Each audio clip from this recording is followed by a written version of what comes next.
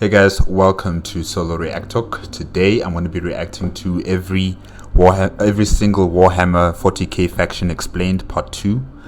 I've already watched part 1. If you want to check that out, I'll put the card right at the top. Just click on it and you'll be able to access them. Like I said in my previous reaction to part 1, in the human faction, in the Imperium of Man, the four factions that I like are the Astra Militarum, the Adeptus Custodes, the Adeptus Sororitas, and the Sisters of Silence. Yeah, those are the 4 that I like. And I'm guessing in part 2, I think he said that he's going to discuss about the Xeno races. So this is going to be a bit interesting. The only Xeno race I know are the not the Xenomorphs. But they're similar to the Xenomorphs. What are they called? I just forgot their name right now. The Tyranids, yes. The Tyranids. Those are the only aliens I know, or only Xeno race that I know from Warhammer. So I guess we're gonna look and find out more Xeno races that are in the Warhammer universe. Okay, let's start. Okay, 3, 2, 1, go. Hey all, this is part 2 in a 2-part series on the Warhammer races. If you haven't seen part 1 yet, we do the Imperium of Man. You can check that out in the description, and I would highly recommend you watch that to get context for this episode. If you already have, go ahead and keep on watching. So after an entire episode of nothing but humans, we can now talk about chaos, which involves humans again, but a little bit less. We also got demons and shit. I just felt someone grab my ass. What? Like hard, Nick. So, as I've mentioned many times before, we've discussed the warp, the immaterium, the hellish landscape, the purgatory dimension realm between the material realm of our existence. Now, in the warp, it's terrifying, horrible, there are demons everywhere, things are crazy, all your minds and thoughts and emotions get projected there. It is both formless and empty, it is vast and tiny, it obeys the laws of time and physics while simultaneously does absolutely nothing of the sort. It is a hodgepodge and a culmination of just unknowable, eldritch, horrifying shit. And there are 4 gods. Okay, so the warp is like like the 4th or 5th or 6th dimension, where time and space doesn't necessarily apply as we know it, and yeah, it's just a mess where things that should not exist, and I don't think beings like us, those who live in the 3rd plane of existence, we shouldn't actually be going in there. We should actually stay away, but we can't help it. We need it for travel, we need it for magic, and I guess we also need it for power. Yeah, I think. I don't know.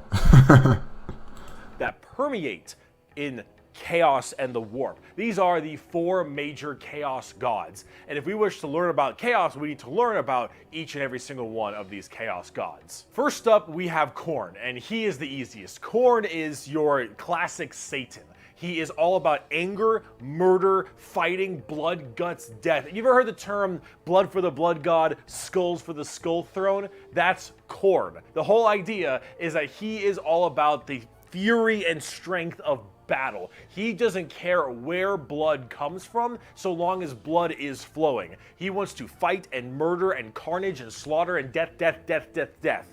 That is Khorne. Very simple to understand. Next up, you Okay, so Khorne is like the god of war. He's fueled by power. I mean, he's fueled by war. He's fueled by blood and destruction and chaos, and the emotions of war. Okay, all right. So yeah, he's basically just like the god of war. Okay.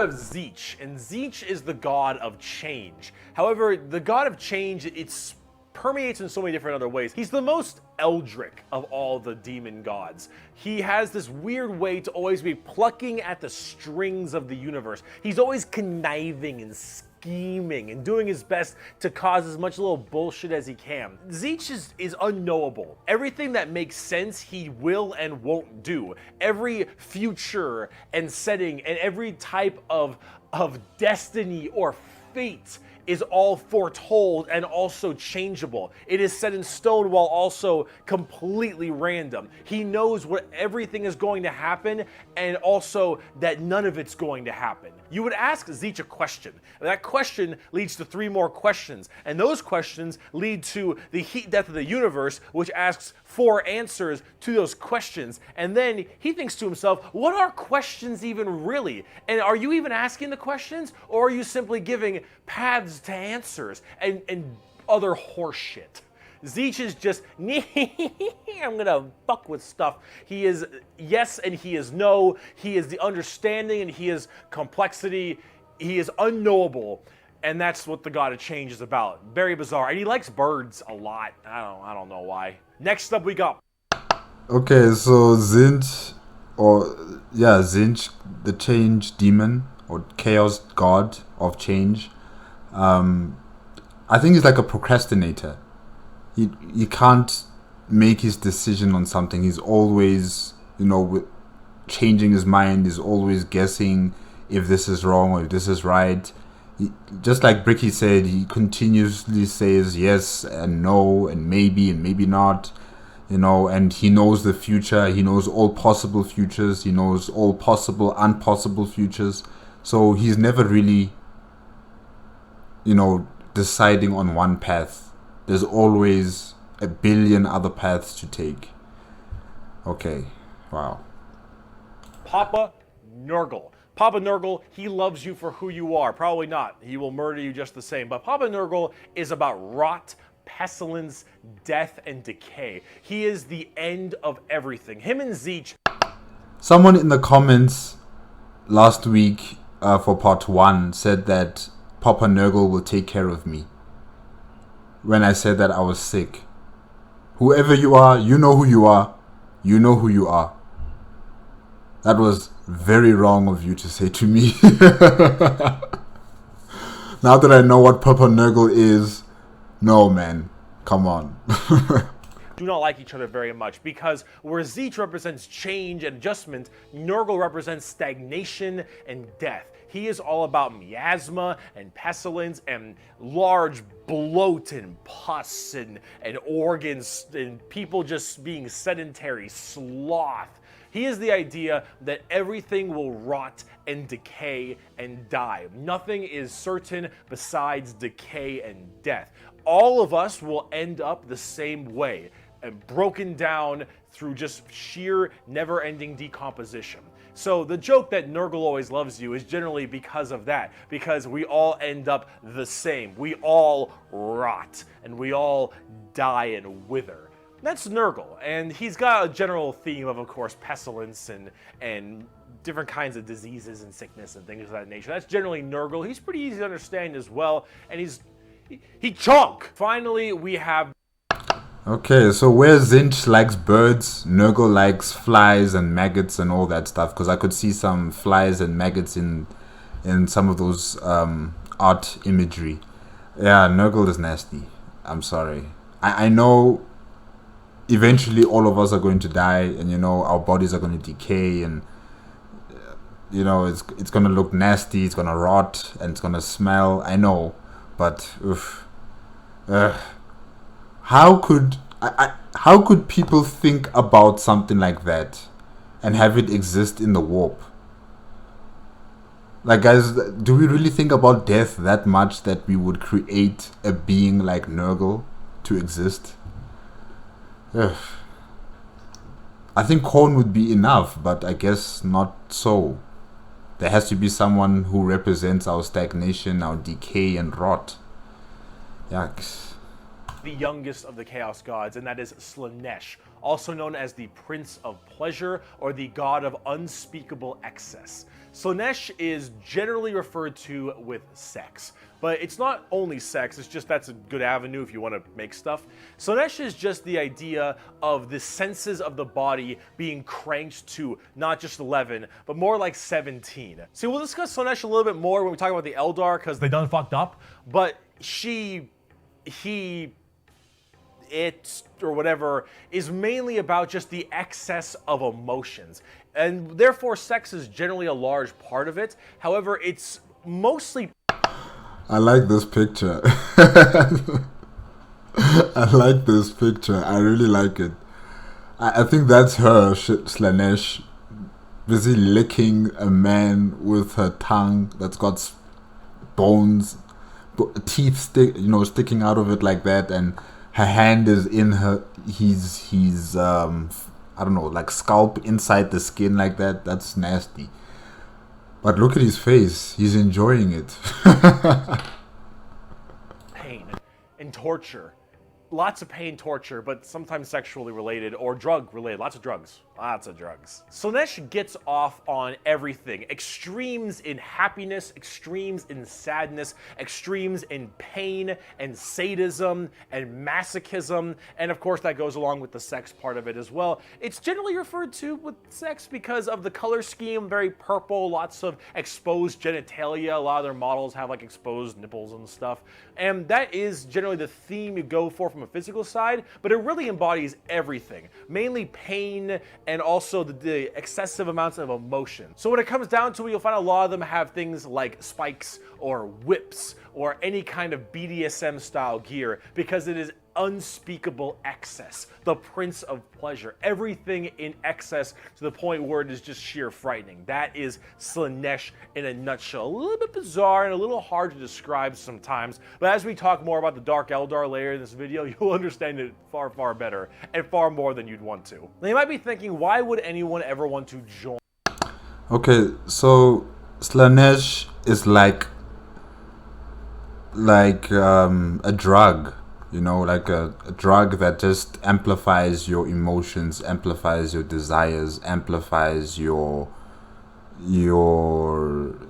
pleasure senses, you know. And once you have it, you want more. You can't stop having enough of it. And eventually, maybe like your body becomes numb to that feeling, and then you want to continue to feed that feeling. You want to continue to feed that emotion and to have it stronger.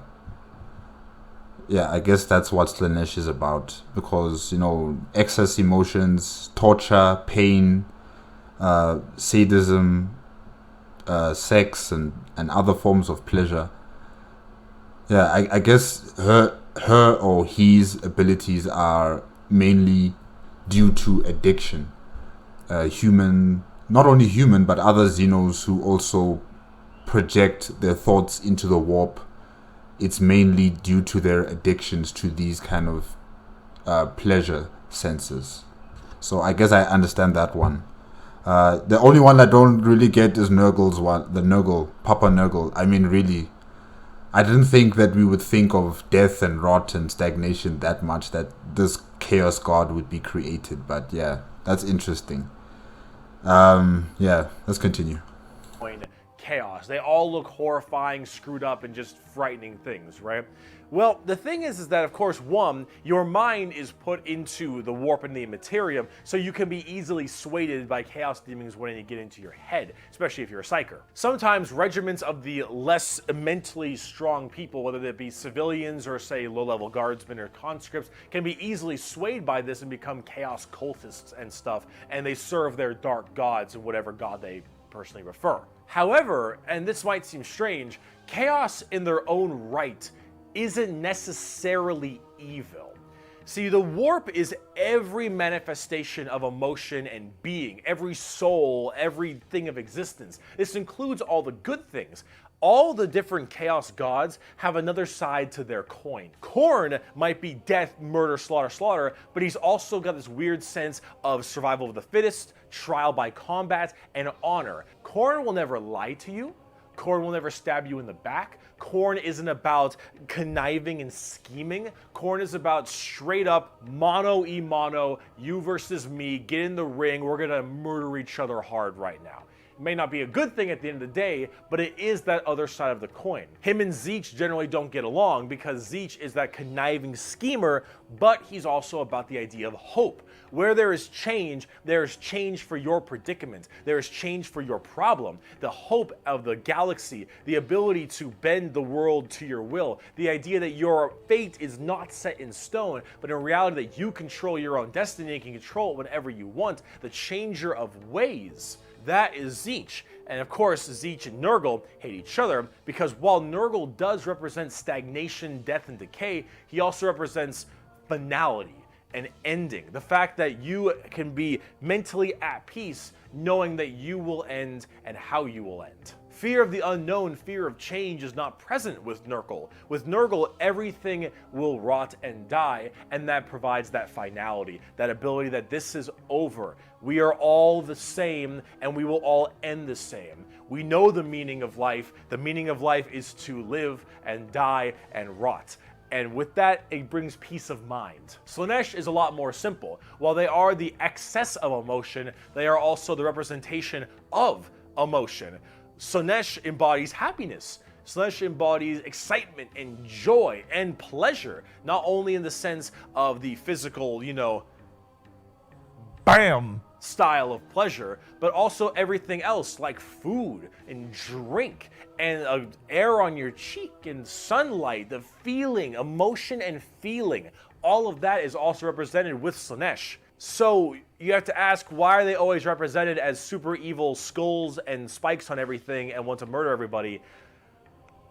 I don't really got an answer for you on that one. My assumption is that because mentally humans may think worse thoughts, even if we don't act on them, and therefore they're projected in the warp more. That one's a little bit weird. I don't know. This is me spitballing right now, but I don't know. You need a super bad guy. You already got the Imperium of Man. You need somebody to be a little bit worse than them. So you got demons. Honestly, who cares? I just want to buy like a bird magician. Look at him. So. Okay. Bricky only mentioned humans projecting these kind of thoughts into the warp. I was assuming it's all Xeno races that project, their thoughts and their emotions into the warp. Okay, maybe I got it a bit confused. Let's continue. Cool. So combining all this together, on the tabletop, Chaos Demons are generally very melee based. They run in, go really hard. You have lots of summoning and conjuring, tons of spells. Generally a little bit frail, but they have special saves to make them a little bit stronger. You've got giant demons and smaller demons. You got hordes of little boys and tons of big guys. Demons are as they seem. Demons. Nurgle is slow, Khorne is super scary in melee, you've got Tzeentch who are far more into psychers and spellcasting, and then Slaanesh who is all melee, really, really, really fast but squishy, but in lots of hordes of tons of melee and pain damage, of course. So overall, the demons are a huge part of 40K and a massive threat to almost every single faction with the exception of a couple. However, the big part about demons is also transferred into the other 9 Primarchs we didn't talk about, which are the Chaos Space Marines. So Horse and all of his boys, all of them in the Primarchs, they have all also become Chaos Boys, and they all have their own special Chaos Legions, specializing in so many different things, just like the Adeptus Astartes, the Angels of Death, the regular Space Marines. Chaos Space Marines aren't a whole lot different than the regular Space Marines. They have the same armor, generally the same training and toughness. They just specialize in different kinds of things. And also a lot of the Primarchs have ascended into greater greater demons? They're demon Primarchs at this point. Gigantic, horrifying man-demon hybrids that are pretty awesome, if I'm going to be honest. They look really, really cool. Wait, what am I looking at exactly? I don't know which Primarch this is, but I can't see his head. I don't know where the head is. I see the rest of the body. I see an axe. I see him holding skulls in the other hand. But I don't see the head anyway. I think maybe that's the head. Yo. Okay. but them and their associated legions that they are a part of are all kind of going out there and causing a large ruckus for everyone else. Considering the raw strength and firepower of a legion of Space Marines, imagine that entire legion just converting to chaos and immediately fighting you. It's generally pretty horrifying. There's a lot of them, so I gotta write them down, but you've got the Emperor's Children with Primarch Fulgrim, loyal to Slanesh. These people, they are some messed up people. They're just sensory overload, tons of drugs, tons of torture. And I think Fulgrim is a demon Primarch right now, and oh god, I am terrified to see what that man looks like. At least on the tabletop, because Emperor's Children are not good people. You've got the Iron Warriors, which are kind of like opposite of the Imperial Fists, with Primarch Perturabo, I believe is his name. They're Chaos Undivided. They just kind of serve Chaos in a general aspect instead of choosing one of the four. But the Iron Warriors are big on the siege and fortification, and they're basically entirely against the Imperial Fists and are a major rival. Perturabo, I believe, is also still alive, and I'm also very interested to see what he looks like, because Demon Primarchs are badass. You've got the Night Lords with Primarch Conrad Kurz. Conrad Kurz is dead, which is good because he's a sick fuck. But the Night Lords are generally about terror, terrorizing people, and terrorism. They're generally about fear, and rightly so. You've got the World Eaters with Primarch Angron, still alive, also excited to see. Angron, if you think you've known an angry person, Angron is the angriest son of a bitch you will ever know. Angron removed parts of his brain that didn't make him angry, so he could be angrier.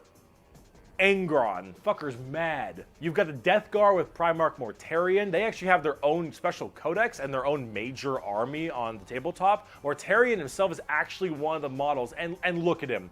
Look at him. It's so cool looking. Of course, Nurgle based, obviously. So very slow, but very tanky. You've got the Word Bearers with Primarch Lorgar.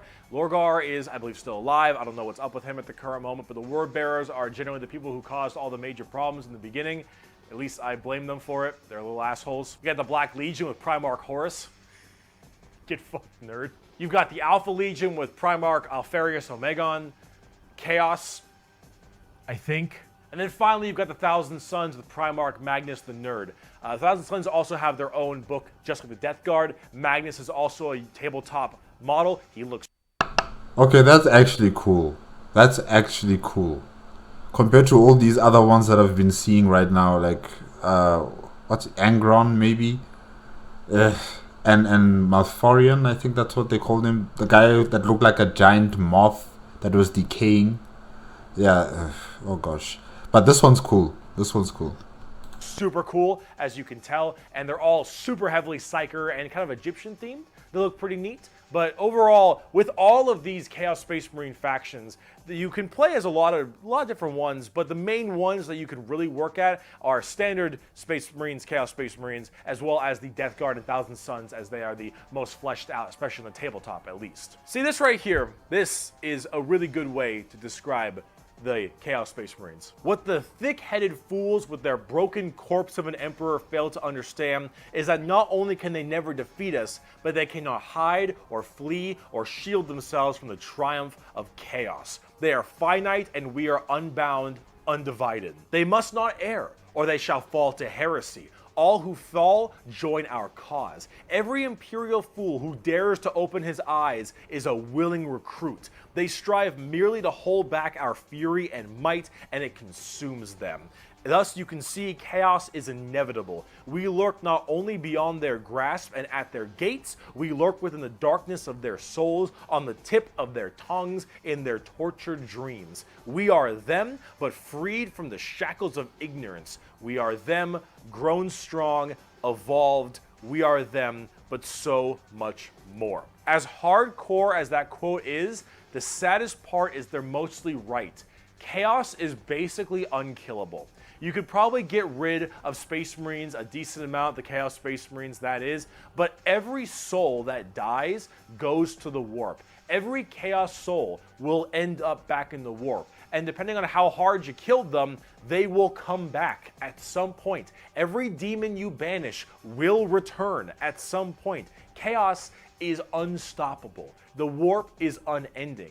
And while maybe there is at some point some way to stop them somehow, the resources to do so, the requirements to do so, are so far beyond the reaches of man and the other races at the current moment that really it's just an unstoppable force that just keeps on coming and is just barely being slowed.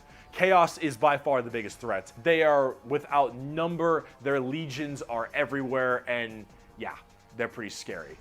So, I promise, we're done with humans now. Let's talk about some... Okay, these Chaos Space Marines, I was wondering how do they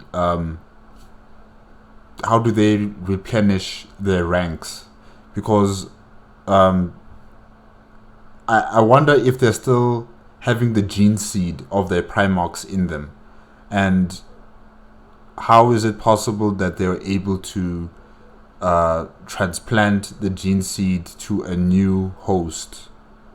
You know, the gene seed of that particular Space Marine, under the Primarch, under the Primarch.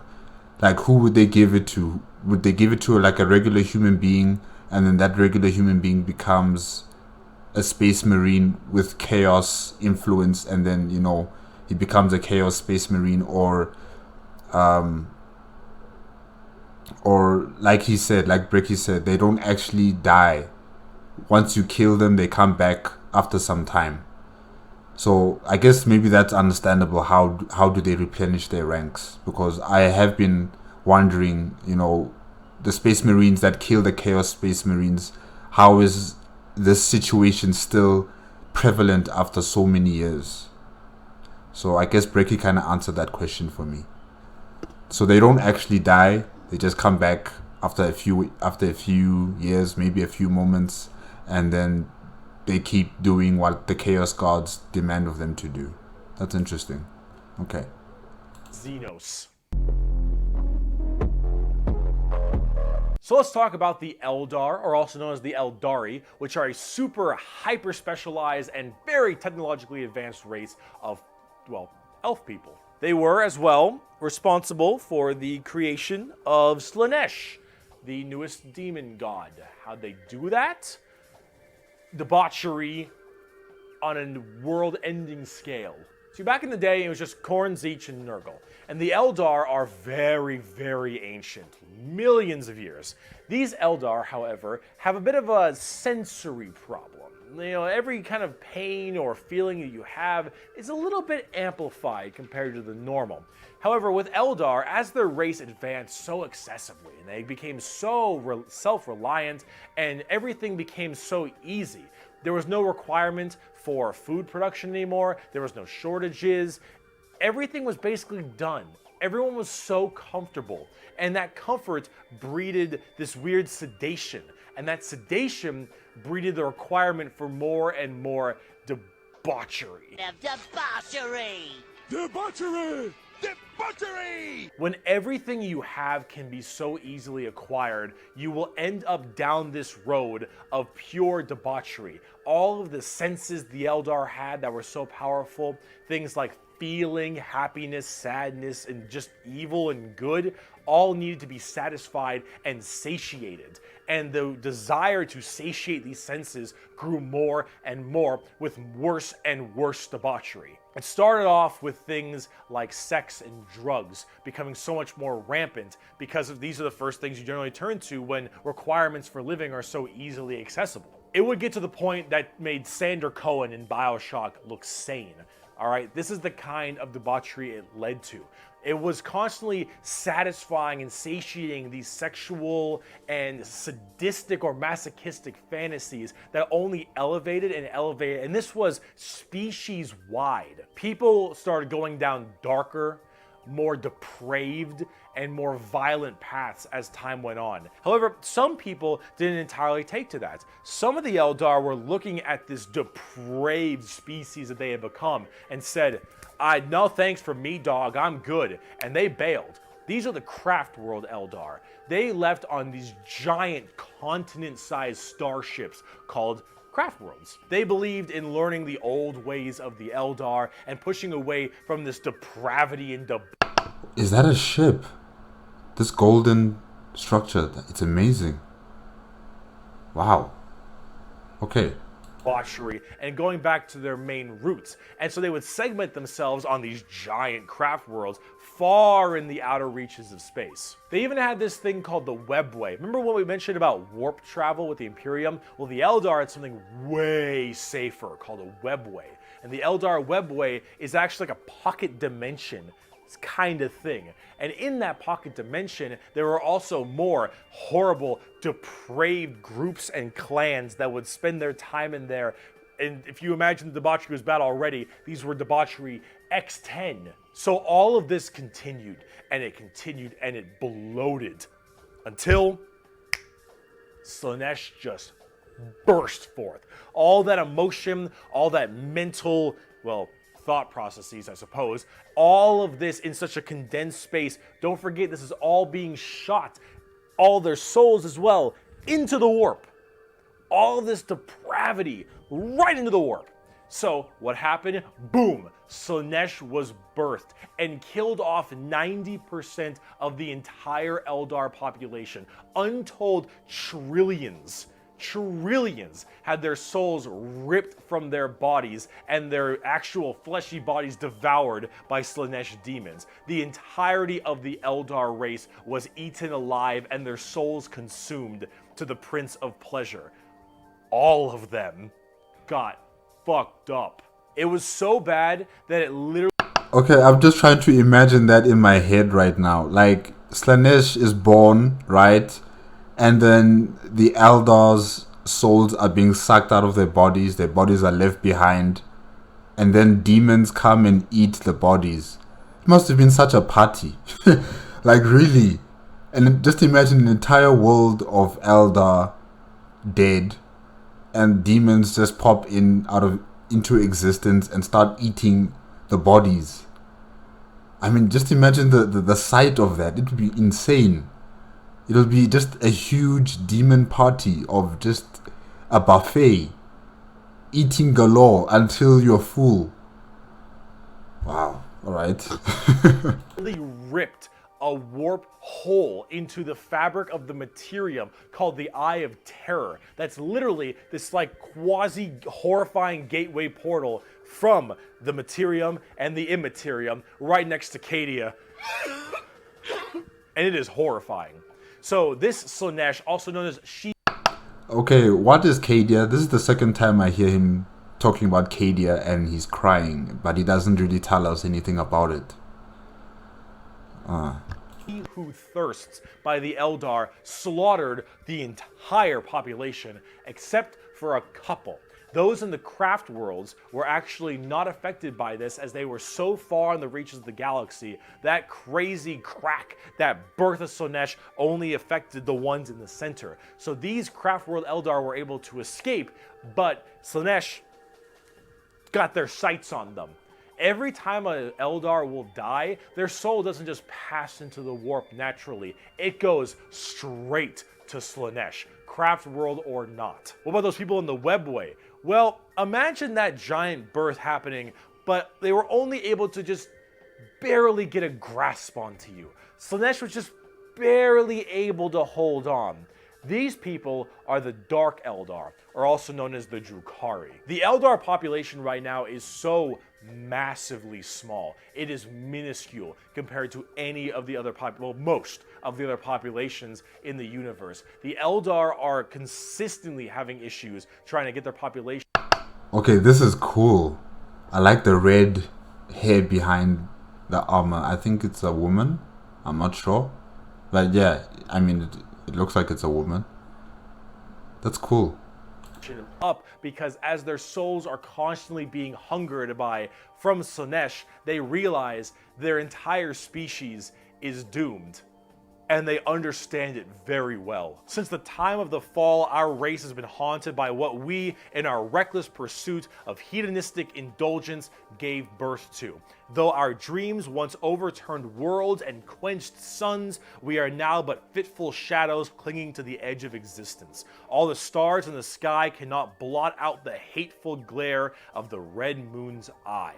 The birthing place of the great enemy pulses with all the malice of a demon that is dreaming, casting its shadow over all we have ever done and all we ever shall. Every twisted strand of fate and casting of the runes leads me to this time, to this place, and it is clear that the final battle awaits me at the ancient Crone worlds, a conflict the likes of which has not been seen since the Monkai warred amongst themselves and their corpse of a seer fell to his traitorous son. Is coming, and all my steps lead towards it, no matter that I walk other paths. I see the stars stained red with the blood of the Monkai, and though their wars do not concern me, I would gladly let them destroy one another. I know that to avoid this fight is to condemn my race to inevitable doom, and though all I see is darkness, I know that I will not flinch from my destiny. And now let's talk about cute plastic models. Bro, I'm straight up not having a good time.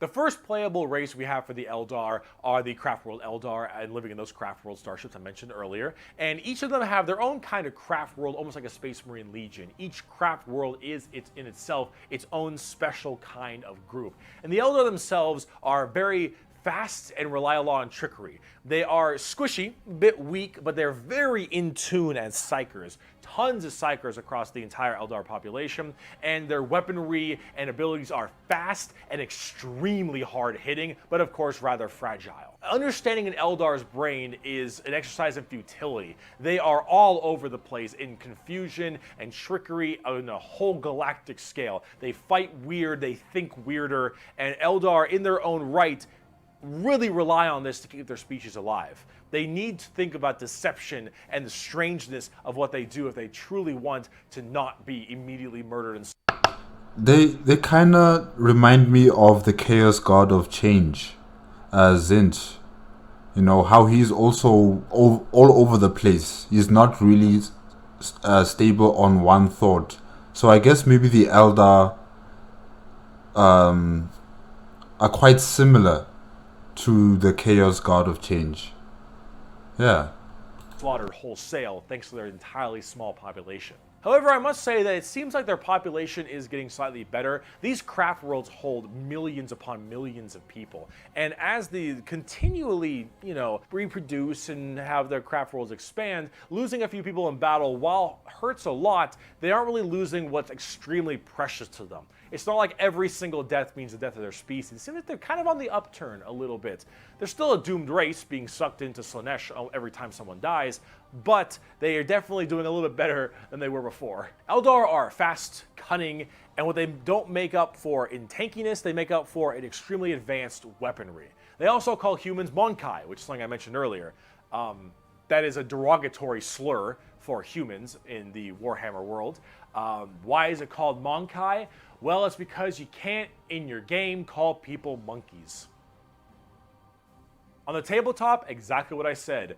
Not very tanky, generally pretty squishy, hit like trucks, and move at Mach 5. Fast, hit hard, die fast.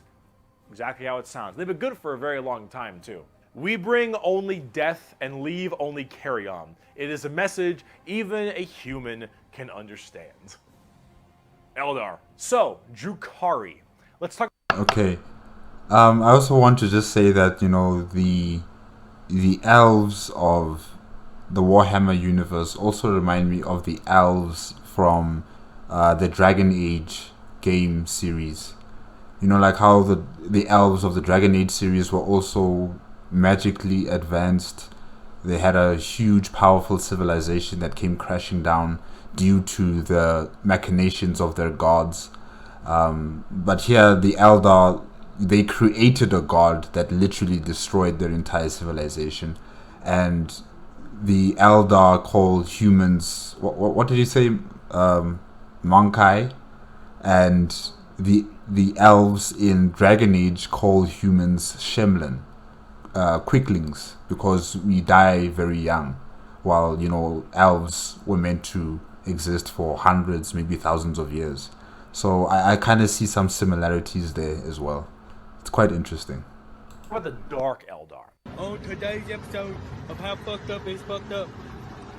That's fucked up. So those people I mentioned in the webway, in the super deranged cults and the depraved people of the Eldar, in the webway, they didn't quite get a hold onto them. Slaanesh like has them, but it has them on like by the pinky finger. And they're slowly being consumed by Slaanesh, but they found out they can stave her off by doing Slaanesh things. The Dark Eldar are by far the worst, most horrifying, disgusting, depraved, and brutal race in all of Warhammer 40K. These are entirely a group of people whose full purpose to save their species from extinction, to go into planets, raid them, and take as many slaves as they possibly can to torture them for 1, 5, 10, 20, a million years, because that torture will keep them from dying. They look very BDSM style too. They definitely have a lot more spiky bits and they have a lot more of that kind of leathery black look to them. But let's say you are an upstanding Imperial citizen, living life on a regular planet. You get invaded by the Necrons. The Necrons will shoot you with a deatomizer, and you will be destroyed in a millisecond, and that's it. Not the worst way to go. You are invaded by Chaos Marines or something. You take a bolter shot to the head or a chain sword across your stomach, and you get cut in half. Painful, but not the worst. The Orks arrive. They beat you to death. Hurts, but, you know, whatever. Tyranids, they eat you alive. It's pretty rough. The Dark Eldar. This is going to get a little graphic. I apologize. You pray you die. You don't. You are instead taken as a human slave. Your life will be endless work and agony, 24/7. They will make sure you can't not die, as your pain satisfies them. They will hook you up to all manner of torture devices. They will inject pain-based like stimuli drugs directly into your nervous system. They will slowly run razor blades across your skin. They will fillet you and pull out your teeth and your fingernails one by one. They will remove your appendages and your skin and wait for it to grow back so they can do it again. They will murder and torture and use the R word, it rhymes with grape, your entire family in front of you and do the exact same thing to them. You yourself will also be rhymes with grape anywhere and everywhere possible. And this will occur for 20 years until you are no longer satisfying to them. And then you will be contorted, crushed, and twisted into some form of trophy, a fleshy trophy, or a ring, or a couch, or a TV stand, or perhaps a wonderful hat, while you are, of course, still alive and breathing, and you will become a moaning, fleshy trophy for eternity.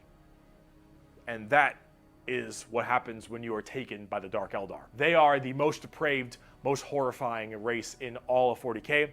They look the part, and they do it so they all don't die. They are literally forced to do this, because if they don't, Slaanesh's grip will get harder, and they will have their souls pulled away. So long as they keep doing this, Slaanesh is like, "You're doing good, man. You're doing solid. You keep that shit up, you elf-eared bastards." That's the Dark Eldar. That's the Drukhari. They are horrible. On the tabletop, they're actually kind of like Eldar, but more. I think I know. Now I know why we need the Imperium of Man. I mean, yeah, look, it has its problems, but this is just unbelievable. This is unbelievable. Yeah, we need the Emperor of Mankind to come back. We need the Space Marines. We need everybody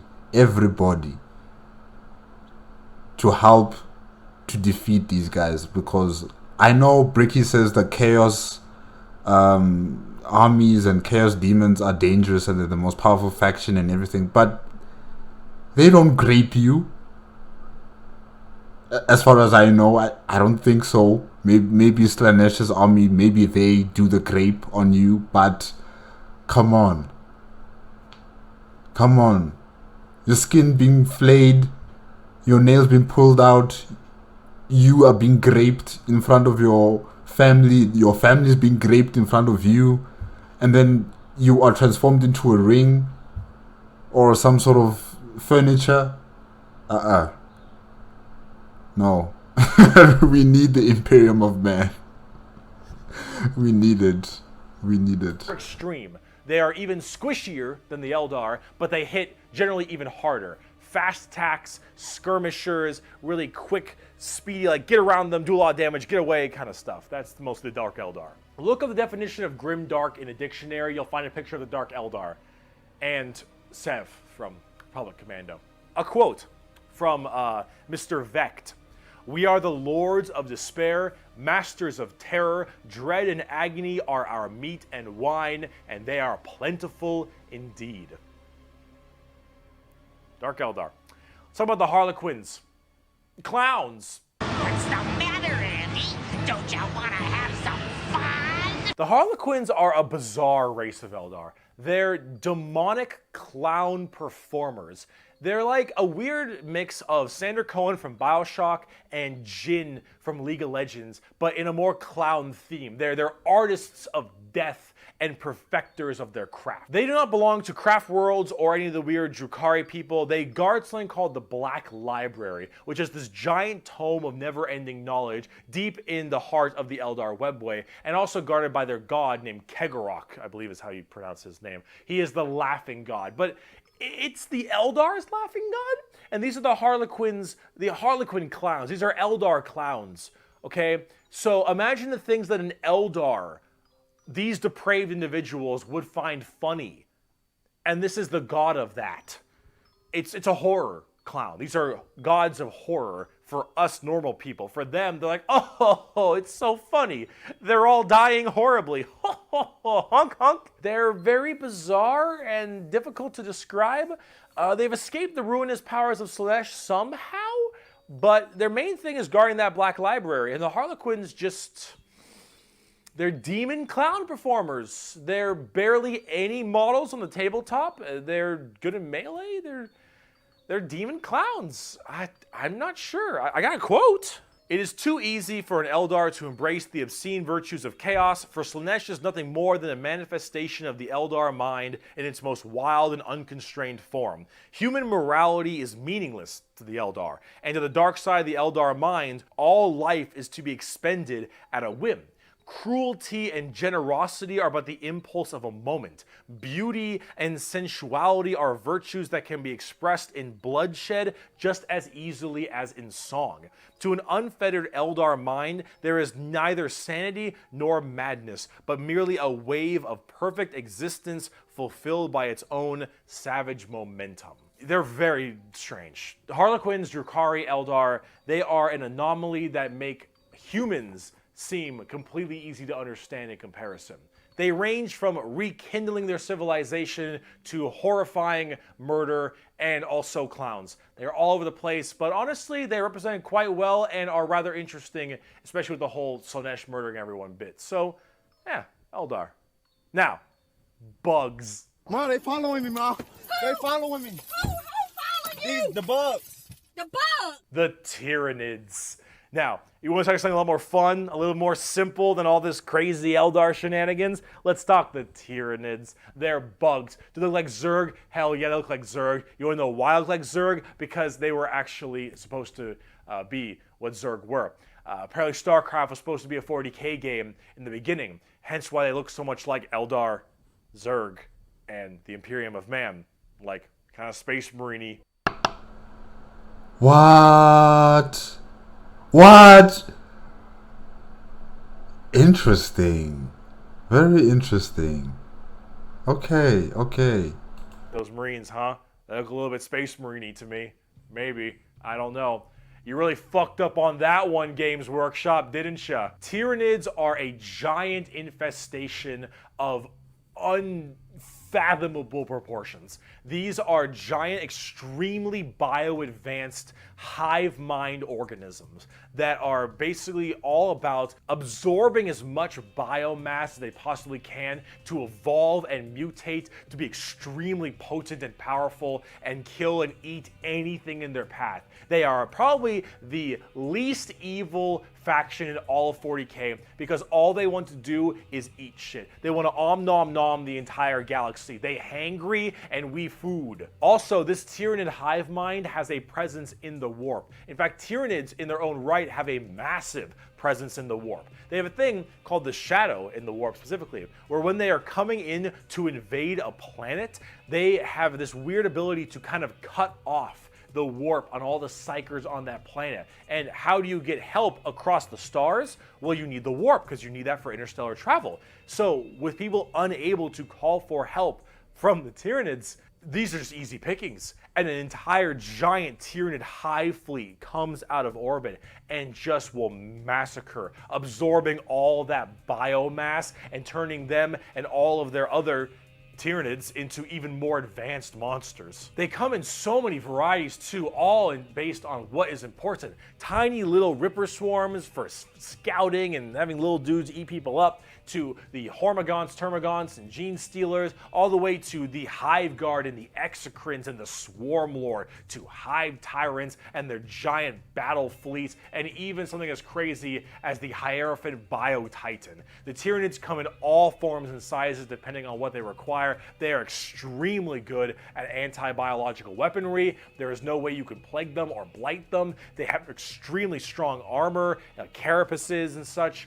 Tyranids are nigh perfect organisms and are pretty spooky when it comes down to how they handle all of their genetic material. Keep feeding them, they'll keep evolving. They keep on creating new horrifying organisms to spread across the galaxy. And you want to know what the most terrifying part of the Tyranids is?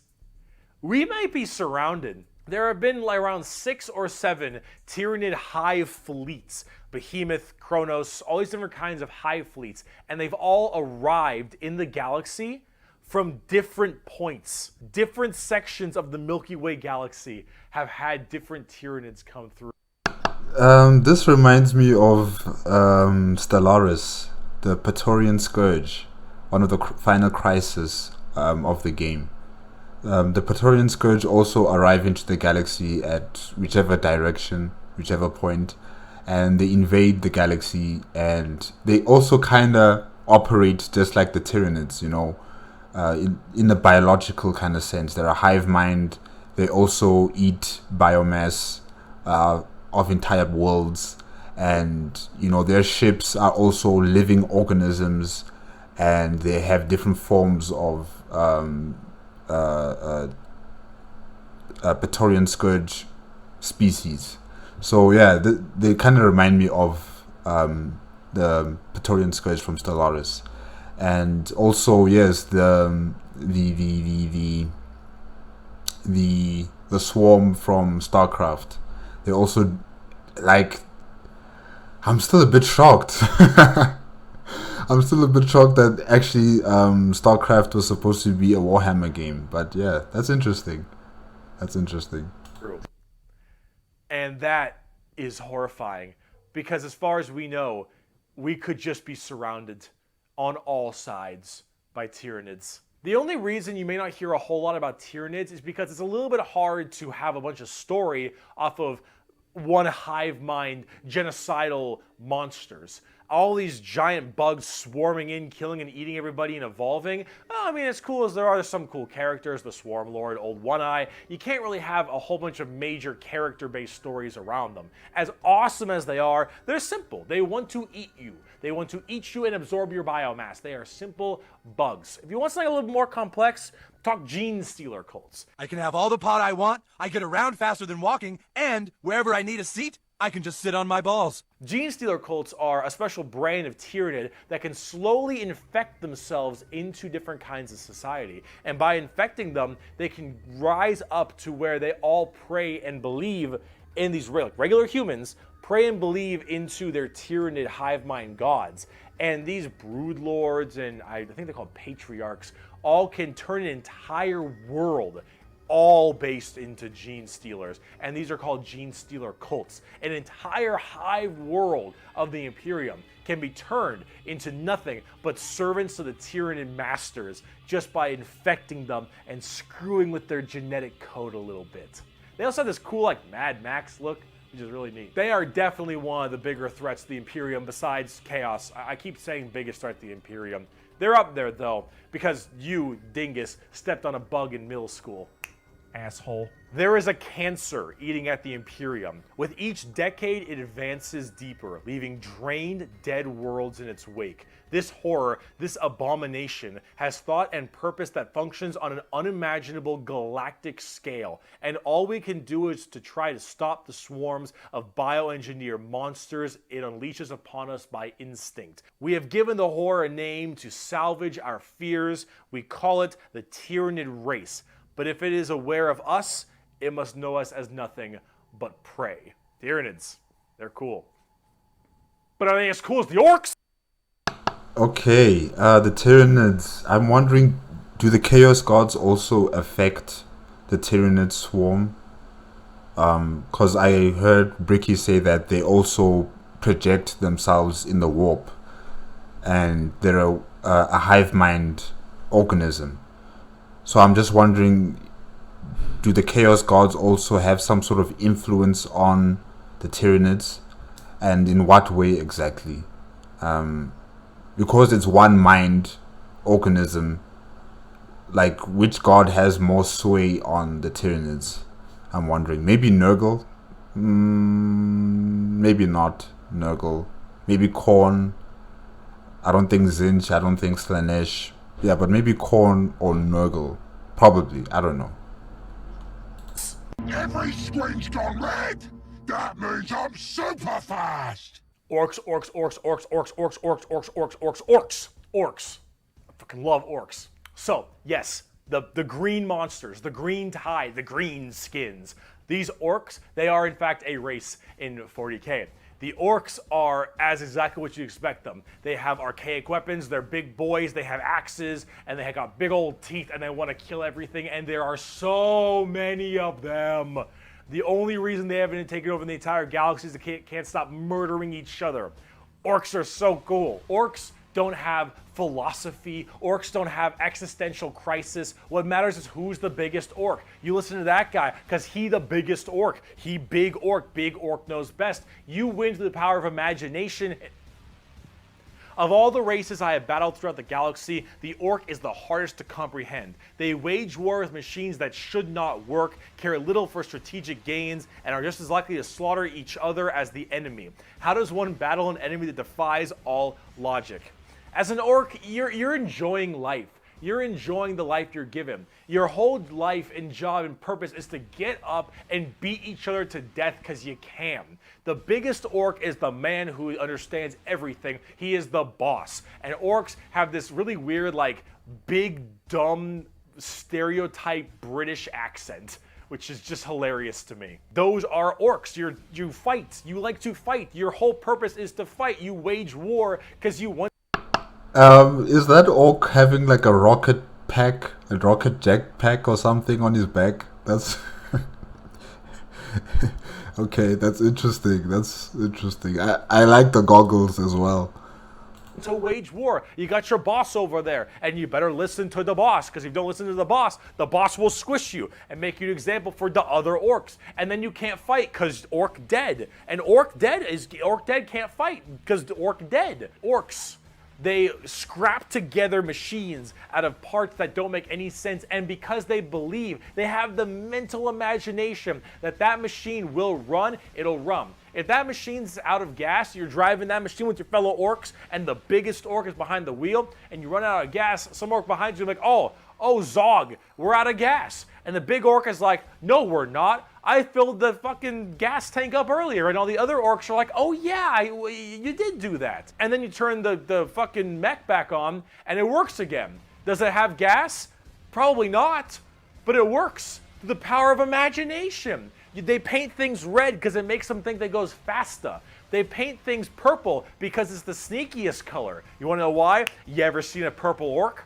Didn't fucking think so. Orcs are also like ancient as hell. They're back in the Eldari time frame. But back then they were called Orks, and they were much larger and scarier and far more intelligent. Now they're just orcs, and they're big, dumb, and they smack things. But they're pretty spooky. They're not very well armored, but they hit really hard, and it's called the Green Tide because there are so many orcs. There are about as many orcs as there are Tyranids. Maybe more. Who knows? But they keep on, murdering each other, so it's not too bad of an issue. Orcs are entirely comic relief. Their stuff is slapped together. That makes no sense. Their vehicles don't work the way they're supposed to, but they work because they think it works, because they imagine that it works. Orcs care only about who is the biggest orc, and they will follow the biggest orc. And then if they want to be the biggest orc, they'll challenge the biggest orc.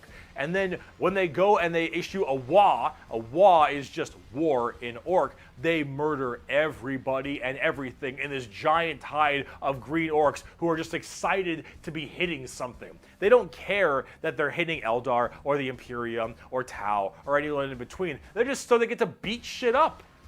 That's orcs. And on the tabletop, they are a total coin flip, and they're really fun. I have never met a salty orc player. I have never met someone who plays orcs and is ever just a bad guy or that guy. Orc players have this kind of fun to them because when you play them, you are completely submitting yourself to RNG. So here's the thing. Guardsmen, Imperial Guardsmen, when they shoot, they roll a dice, and on a 4 up, they'll hit their target. They have a 50% chance. Space Marines, pretty good. They hit on a 3 or higher because they're well trained. Adeptus Custodians, they hit on 2s because they're just super well trained. Orcs, they hit on a 5 or higher. But if they roll a 6, they get to make another shot with anything, from the dinkiest pistol to the biggest rocket launcher. It doesn't matter. Half of their stuff will blow up on a whim. One of their medics, if you roll a 1 to heal someone, you fuck up your surgery and you just kill an orc. They're so wacky and silly. But the thing is if you roll well, you roll high, and you keep rolling high, you are going to crush people. And if you don't, you lose. I mean, that's what you get when you play orcs. That's what happens when you play orc. It's a coin flip. Which is why you can't be a salty bitch when you play orcs, because things won't go your way. It's just the roll of the dice. You're playing a dice game. But if you're going to have fun, and you want to be stupid, and you want to be silly, you're going to play some damn orcs. But on the opposite side of the fun part of this, let's talk about... Okay, the orcs have the ability of whatever they imagine comes into reality, or whatever they imagine begins to work. So whatever they build, however messed up it may look like, and it should not actually work, but because they believe in it, it will work. That's interesting. That's a very interesting ability. I think maybe it's like a warp power, maybe as well. Maybe they derive that kind of ability from the warp. I'm also wondering which chaos gods affect them. I mean, are there like chaos orcs out running around, maybe? Orcs that are serving a particular chaos god? Because what I've also realized so far is that it's only humans and the Eldari that are, affected by the chaos gods and who serve the chaos gods. But so far, the orcs and the Tyranids, they don't have any kind of effect from the chaos gods. Like, there's no chaos Tyranid or chaos orc. So I find that very interesting. Okay, let's continue. The Necrons.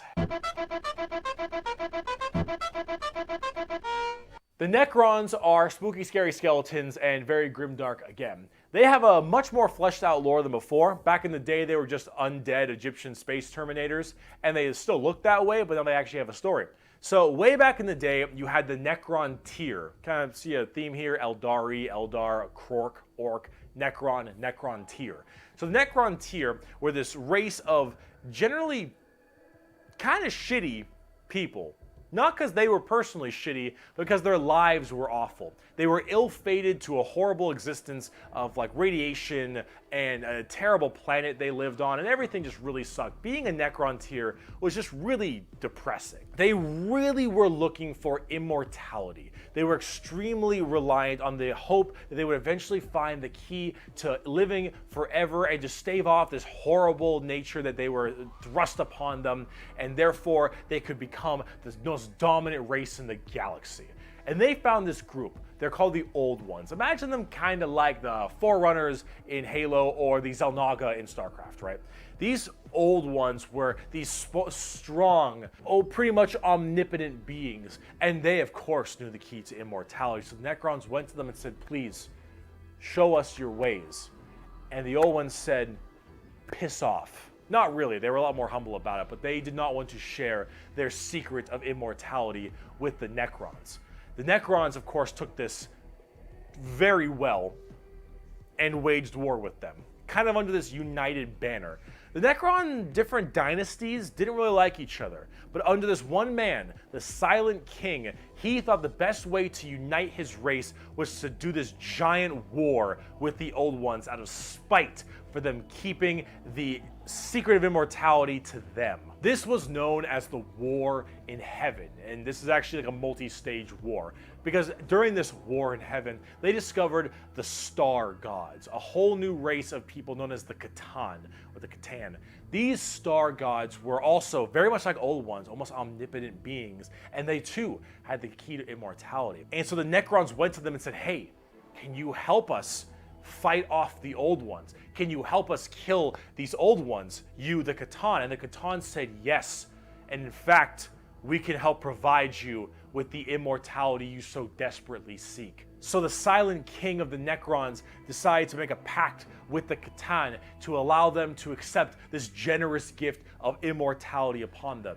But this, of course, had been a horrendous trap, and the Necrons were dragged in chains to this biotransference where their flesh was stripped from them, replaced with nothing but a metal hollow shell, as their souls were ripped from their body and fed to the Catan. And the Catan fattened up. They got chonk on the souls of the Necrons. As this was their plan all along, they consumed the flesh and souls of the Necron tier and turned them all into unwilling robotic slaves just to serve their will.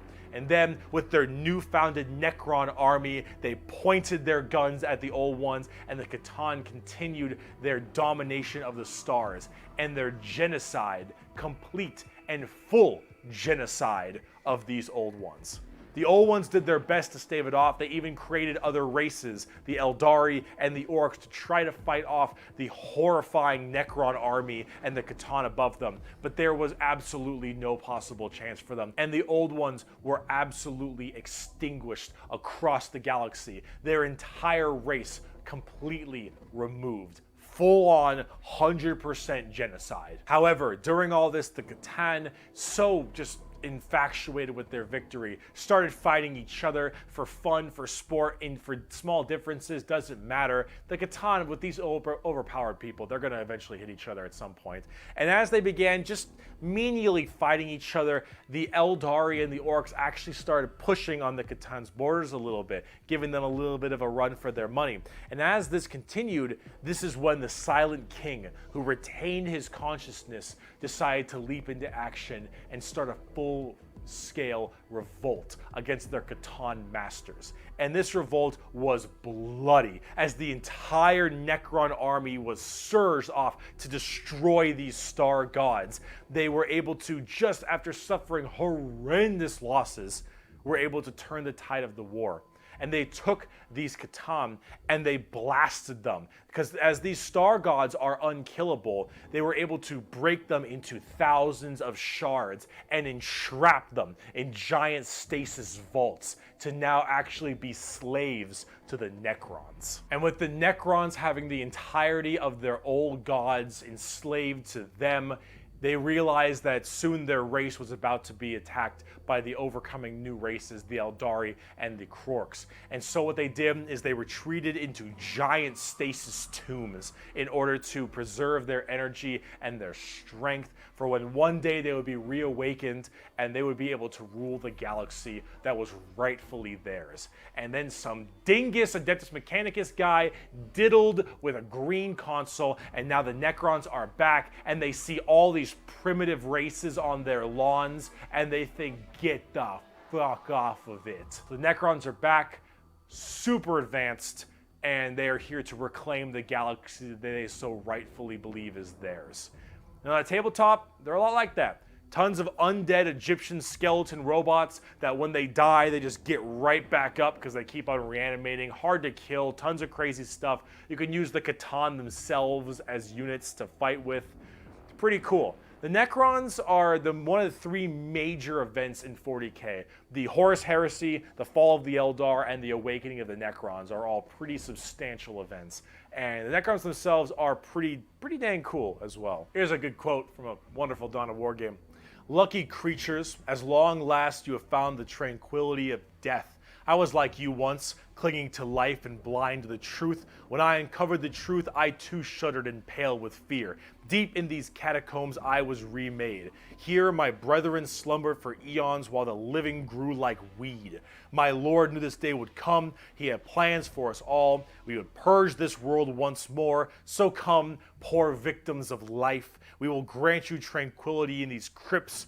Kronos will be a tomb world once more." Necrons are also pretty smug. Trazen the Infinite especially, a little dickhead.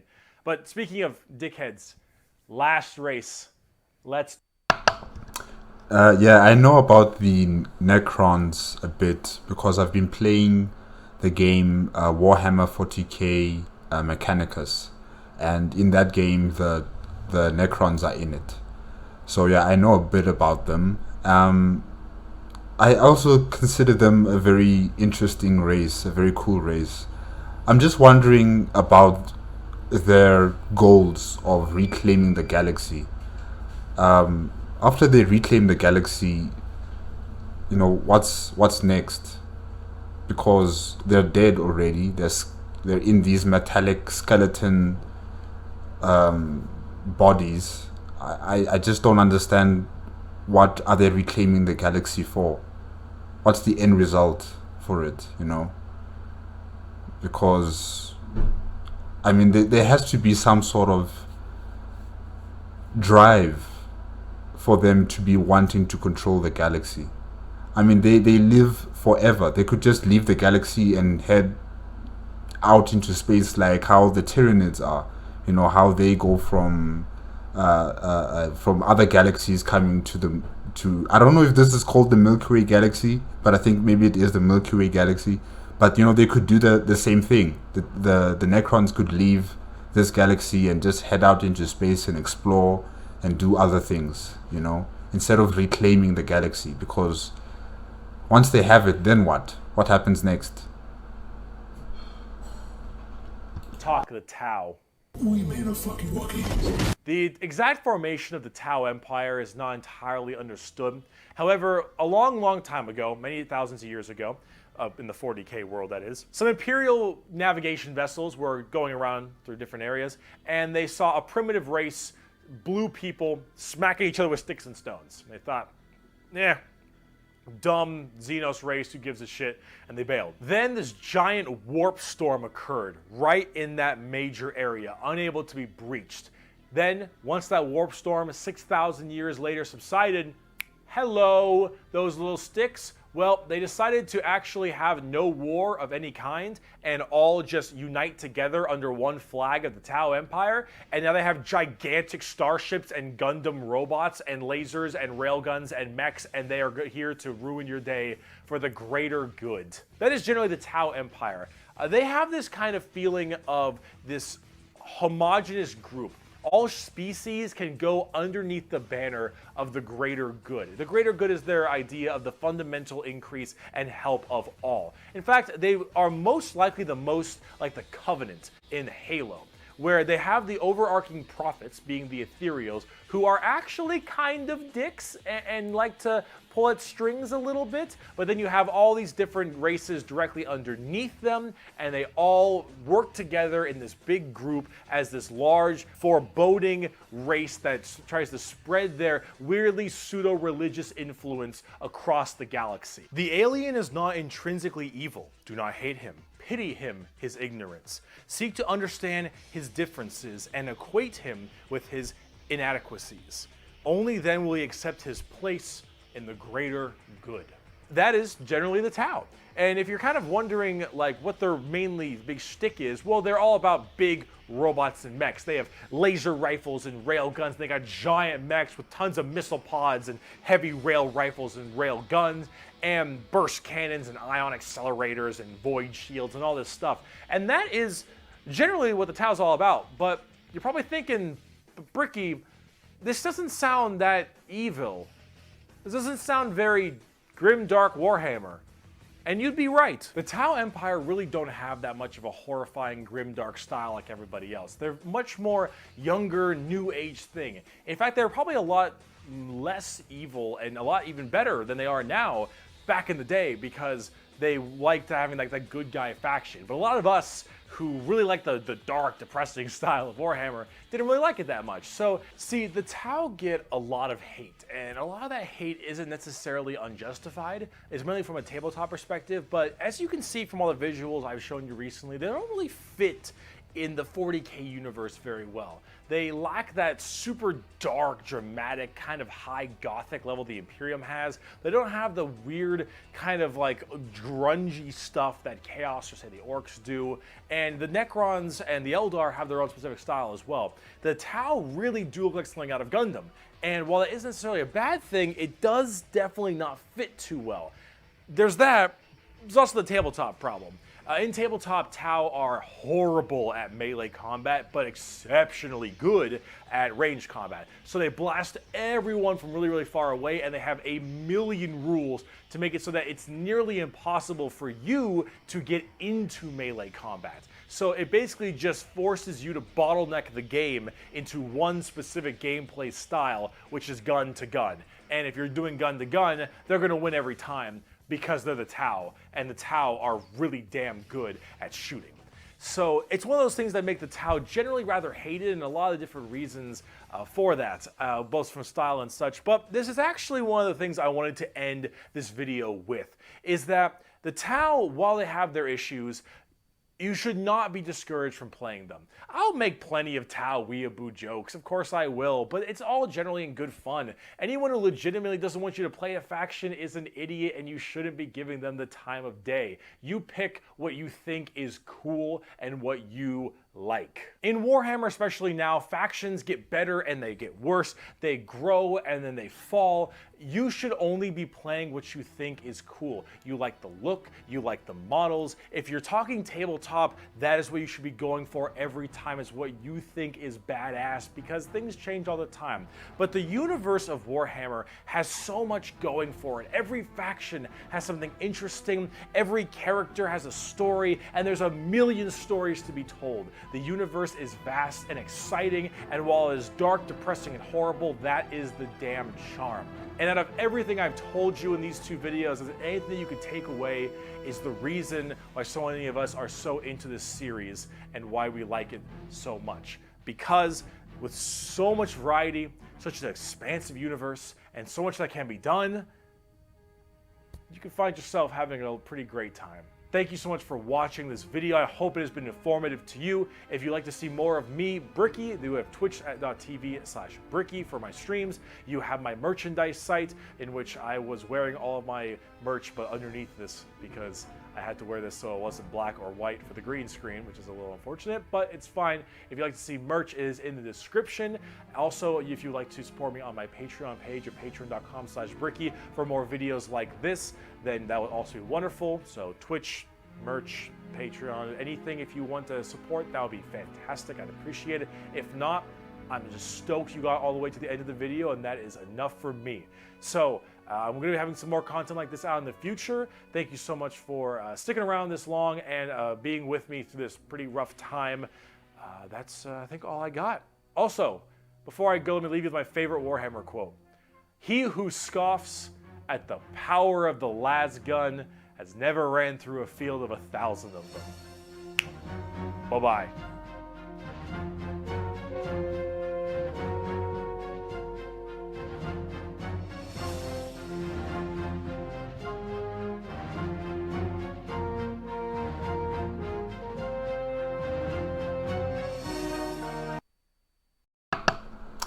Okay guys, that's it for part 2 for every, where's the title again? Yeah, every single Warhammer 40K faction explained, part 2 by Bricky. The Tau are interesting. Them and their ethos around the greater good. They may seem to be good, you know, how they present themselves compared to other races in the galaxy, but I think behind the scenes, you know, behind the camera glare and the reporters, and you know, they're doing things in the background that are nefarious and evil somehow. I have to believe that, because everything else in this galaxy is just terrible and just unbearable and just beyond evil, you know. And if I were to choose a faction that I'd want to be in this universe, it would have to be the Imperium of Man. Maybe because I relate, because I'm human, but also because compared to all these other races that are out there, like the Imperium of Man is my safe bet. I'll take my chances with them. The Necrons as well, I'd also want to become one of them.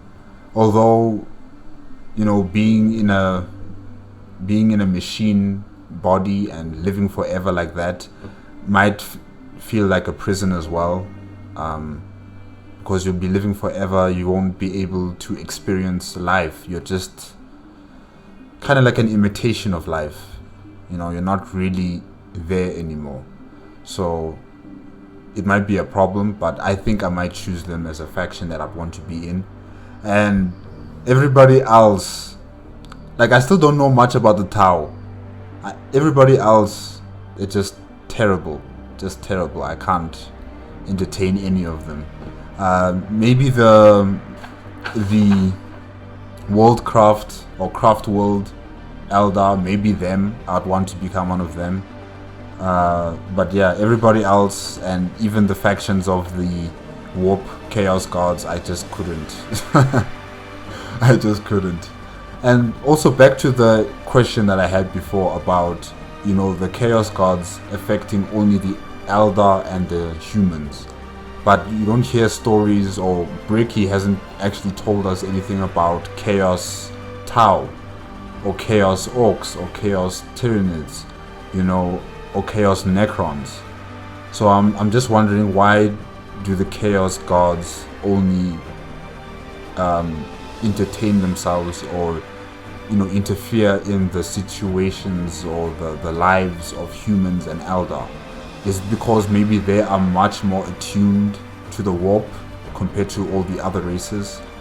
But, you know, that also brings into question about the Tyranids, because the Tyranids are also in tune with the warp. So I'm not entirely sure about what's going on there. Like the the warp Chaos Gods only having interest in humans and Eldar. But you guys in the comment section, you guys can explain that to me. But yeah, really the only faction that I have any...